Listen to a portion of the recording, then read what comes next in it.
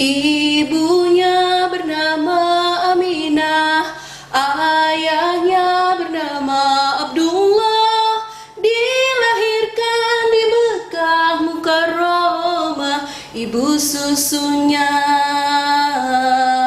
Halimatus Sa'diyah. Assalamualaikum warahmatullahi wabarakatuh. Bapak Ibu Dewan Juri yang saya hormati dan rekan-rekan semua yang saya banggakan.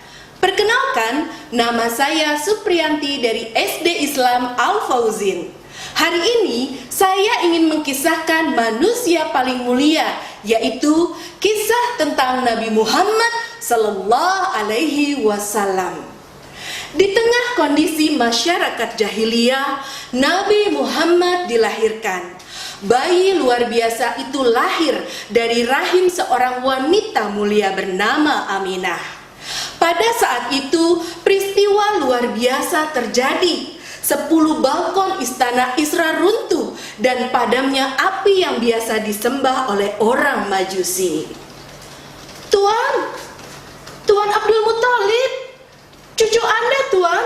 Cucu Anda telah lahir, seorang bayi laki-laki.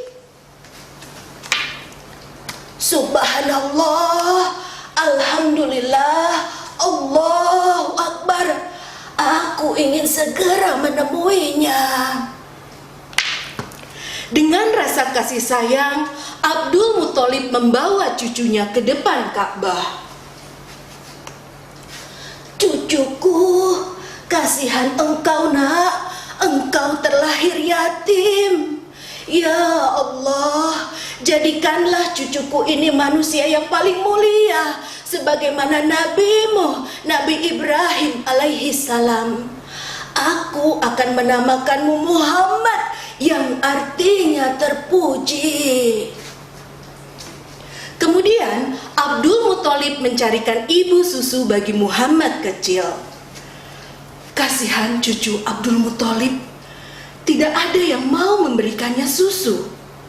Baiklah, aku akan menjadi ibu susu dan pengasuh bagi Muhammad, kata Halimah.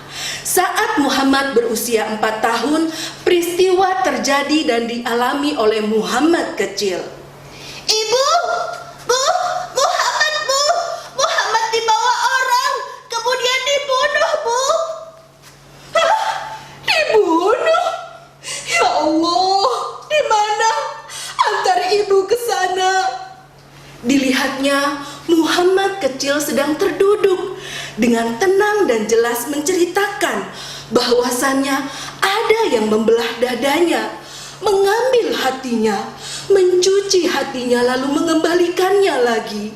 Sesungguhnya itu adalah malaikat Jibril yang diperintahkan oleh Allah untuk mensucikan hati Rasulullah. Saat Muhammad berusia 6 tahun, Aminah meninggal dunia. Kemudian Muhammad pun dirawat oleh kakeknya Abdul Muthalib. Saat Muhammad berusia 8 tahun, kakeknya Abdul Muthalib meninggal dunia. Kemudian pengasuhan pun akhirnya beralih ke pamannya bernama Abu Thalib. Muhammad, sudah, berhentilah memerah susunya, makanlah agar engkau tetap sehat. Pada saat Muhammad berusia 12 tahun, Muhammad diajak berdagang ke kota Syam oleh pamannya Abu Thalib. Kemudian saat mereka sedang beristirahat, mereka dihampiri oleh seorang pendeta. Siapa anak ini? Sungguh, anak ini istimewa. Dia adalah keponakanku. Bagaimana engkau tahu kalau keponakanku ini istimewa? Aku adalah seorang pendeta. Berita mengenai kedatangan utusan Allah sudah ada di dalam Injil. Pada saat Muhammad berusia 25 tahun, Muhammad menikah dengan Khadijah yang berusia 40 tahun. Mereka pun dikaruniai anak sebanyak 6 orang anak. Di tengah kejahiliahan, Nabi Muhammad merenung dan menyendiri di sebuah gua bernama Gua Hiro. Kemudian, suatu ketika terjadi sebuah cahaya yang terang benderang, bahwasannya malaikat Jibril muncul.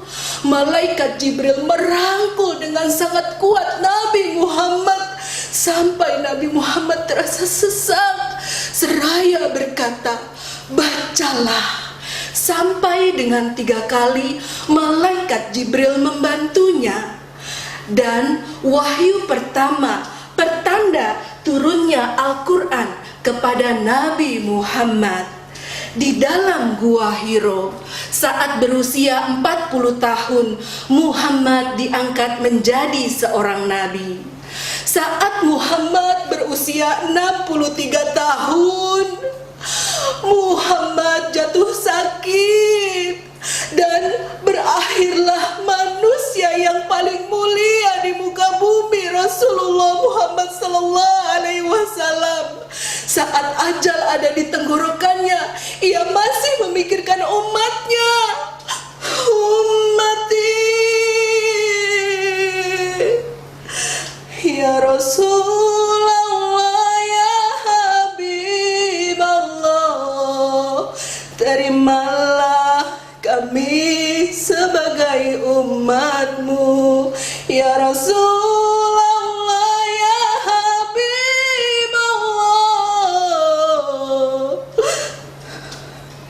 kami rindu padamu. Wassalamualaikum warahmatullahi wabarakatuh. Assalamualaikum warahmatullahi wabarakatuh. Anak-anak sekalian, hari ini Ibu akan menceritakan kisah tentang kelahiran sosok yang paling mulia. Ya, siapa lagi kalau bukan Nabi Muhammad Sallallahu Alaihi Wasallam yang dilahirkan pada tahun gajah. Nah, kalian tahu tidak kenapa disebut dengan tahun gajah?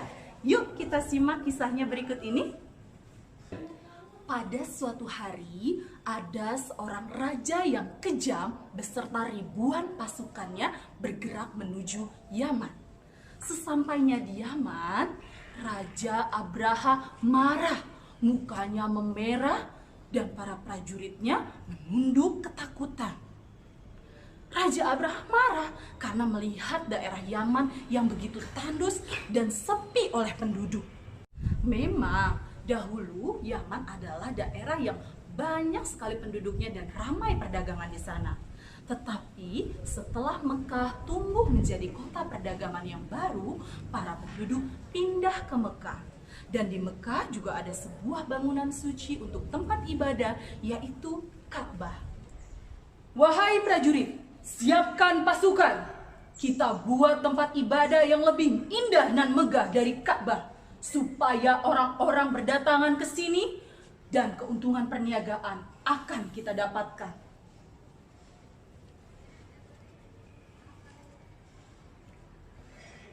Baik yang mulia raja, perintah yang mulia raja akan kami laksanakan. Tak berapa lama, selesailah pembangunan tempat ibadah di San'a, Yaman. Tapi sayang sekali, tidak ada satu orang pun yang mau berdatangan ke sana. Raja Abraha semakin marah. Kemudian Raja Abraha berencana untuk menyerang Mekah untuk menghancurkan Ka'bah.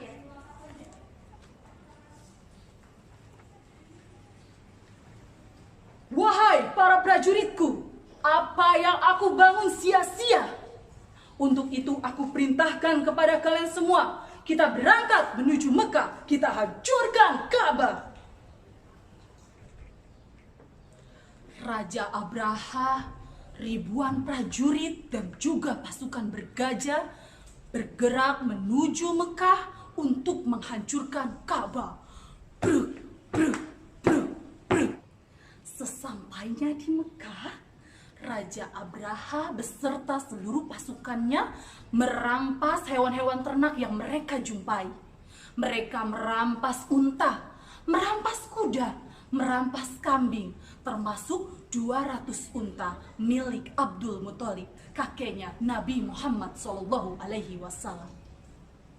Lalu Raja Abraha ingin menemui Abdul Muthalib sebagai pimpinan Mekah.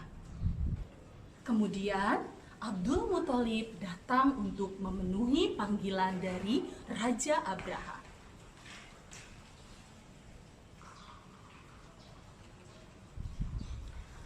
Hai Abdul Muthalib, aku ingin menghancurkan Ka'bah. Apa pendapatmu? Adakah yang kau ingin minta kepadaku? Lalu Abdul Muthalib pun menjawab,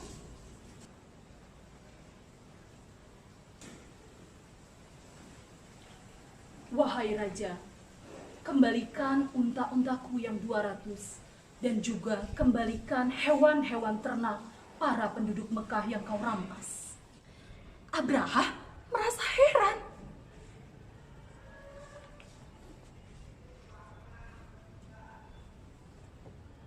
Apa-apaan ini? Aku datang jauh-jauh untuk menghancurkan Ka'bah, tapi kau hanya minta untamu untuk aku kembalikan. Apa aku tidak salah dengar? Kenapa kamu tidak minta aku untuk mengurungkan niatku menghancurkan Ka'bah? Abdul Muthalib pun menjawab, aku adalah pemilik unta yang kau rampas. Sementara Ka'bah ada pemiliknya sendiri yang akan melindunginya. Raja Abraha semakin marah dan geram. Lalu dia melanjutkan niatnya untuk menghancurkan Ka'bah.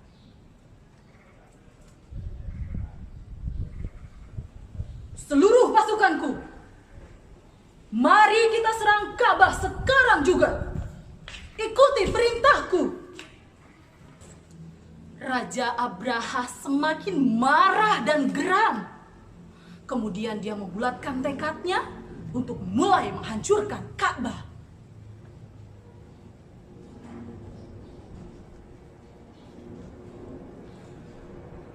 Wahai seluruh pasukanku, kita hancurkan Ka'bah sekarang juga.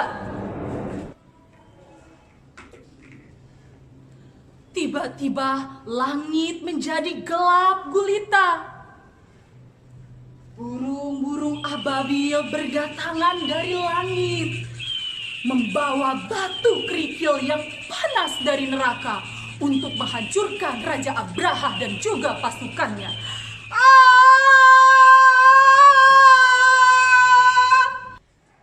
Mereka semua binasa. Raja Abraha beserta pasukan bergajahnya hancur lebur seperti daun-daun yang dimakan ulat. Sebagaimana yang tertera di dalam Quran Surat Al-Fil ayat 1-5.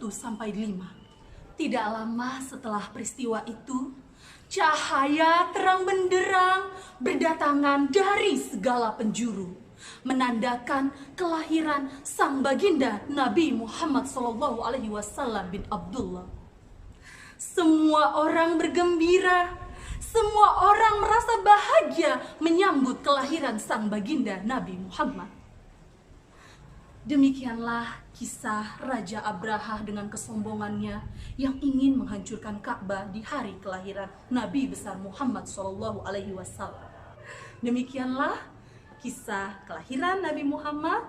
Wassalamualaikum warahmatullahi wabarakatuh. Oke, Raka sudah, Akbar sudah, Faiz, Eki, Nela. Oke, alhamdulillah anak-anak hari ini mengumpulkan tugasnya.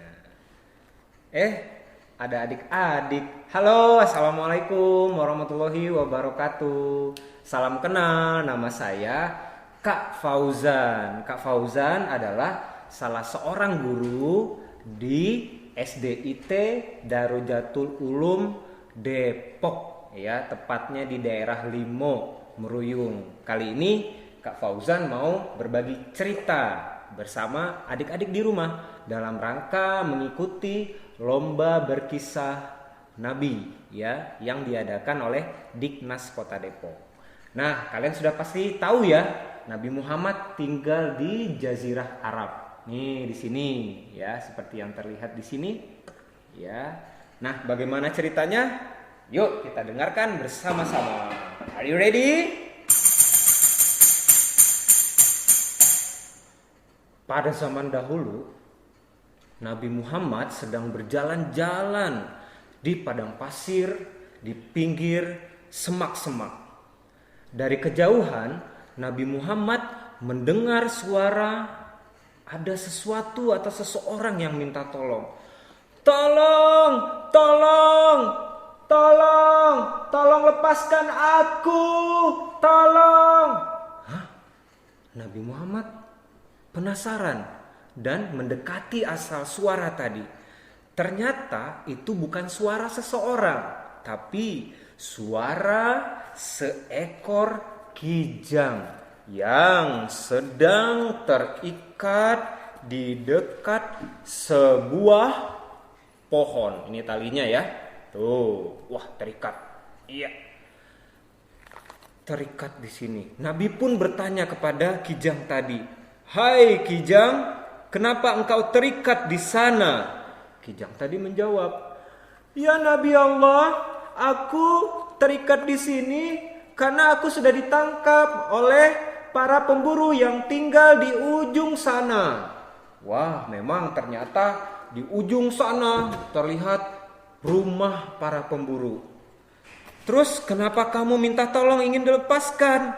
Kata Nabi, "Aku memiliki anak yang masih kecil dan menyusui. Aku ingin menyusui anak-anakku. Mereka pasti sekarang sedang kelaparan di hutan di rumah kami."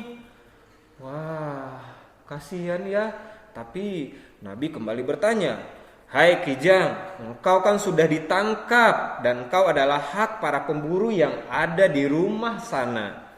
Tapi kalau engkau mau melepaskanku, aku akan kembali lagi ke sini. Aku hanya ingin pergi untuk melepaskan anak-anakku, terus aku susui. Setelah itu, aku akan kembali lagi ke sini."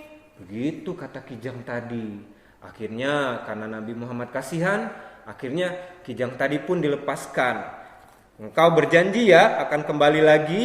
Begitu kata Nabi. "Iya, aku berjanji." Akhirnya kijang tadi dilepaskan dan kijang tadi pun pergi.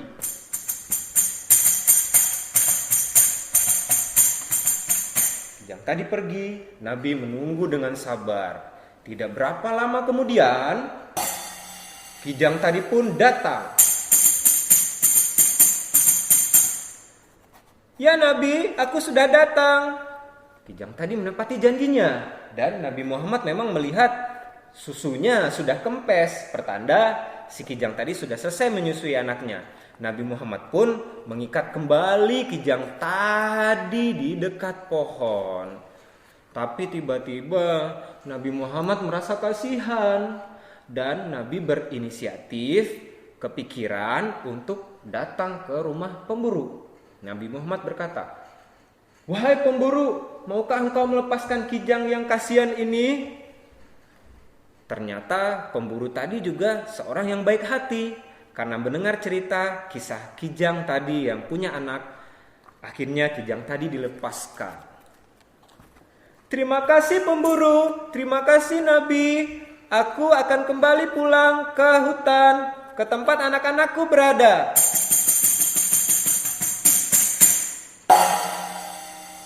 Nah, begitulah. Akhirnya karena kebaikan Nabi Muhammad, kijang tadi pun lepas kembali pulang menuju rumah anak-anaknya. Dalam kisah Nabi kita kali ini, dalam kisah yang singkat ini, adik-adik bisa mengambil hikmah dari kebaikan Nabi kita, yaitu Nabi bahkan tidak tega melihat seekor hewan pun yang mengalami kesulitan. Dan akhirnya hewan pun itu kembali bisa pulang ke rumahnya di hutan. Dan juga ada hikmah dari kisah ibu kijang tadi. Pertama, dia menjadi seekor hewan yang menepati janjinya. Dan kedua, dia adalah hewan yang sayang dengan anak-anaknya. Kak Fauzan harap adik-adik juga sayang ya sama ibu, sama ayah di rumah. Kita meneladani sikap yang dicontohkan oleh nabi kita, oleh kijang tadi, dan juga oleh para pemburu yang baik hati. Nih, Kak Fauzan ulangi. Yang pertama, yang perlu kita teladani dari kisah nabi kita adalah nabi kita adalah seorang yang penyayang, seorang yang punya belas kasihan terhadap hewan dan seluruh manusia. Ya, dan kedua, hewan pun sayang kepada anak-anaknya dan keluarganya. Yang ketiga, pemburu pun dengan ikhlas melepaskan hewan tadi. Berarti kita harus punya rasa kasih sayang di dalam hati kita kepada nabi kita tentu saja, kepada orang tua kita dan kepada teman-teman kita. Begitu ya cerita dari Kak Fauzan kali ini. Sampai jumpa di lain kesempatan. Wassalamualaikum warahmatullahi wabarakatuh. Bye.